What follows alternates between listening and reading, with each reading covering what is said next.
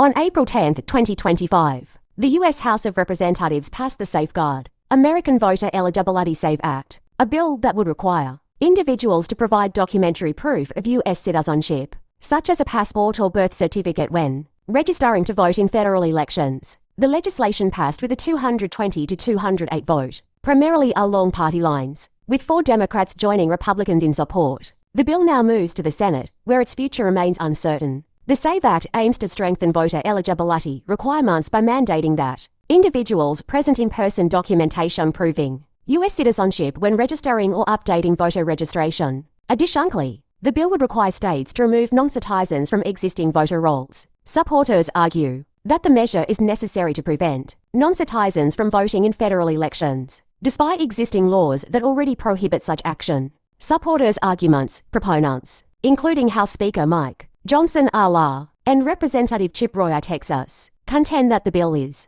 essential to ensure that only U.S. citizens participate in federal elections. Supporters believe the bill provides states with the flexibility to address issues related to discrepancies in citizenship documentation, allowing them to implement solutions tailored to their specific needs. Opponents' concerns, Democratic lawmakers, argue that the bill could disenfranchise eligible voters who lack the required documentation. They highlight that millions of Americans do not have easy access to up-to-date documentary proof of citizenship, such as a birth certificate, naturalization certificate, or passport. Opponents express concern that the bill disproportionately affects marginalized groups, including married women whose legal names differ from their birth certificates, Native Americans whose tribal IDs do not show their place of birth, and survivors of natural disasters who have lost personal documents. Voting rights advocates argue that the bill could effectively end online, automatic, and mail-in voter registration, thereby reducing voter participation and increasing the risk of eligible voters being purged from voter rolls. The SAVE Act now heads to the Senate, where it faces an uncertain future.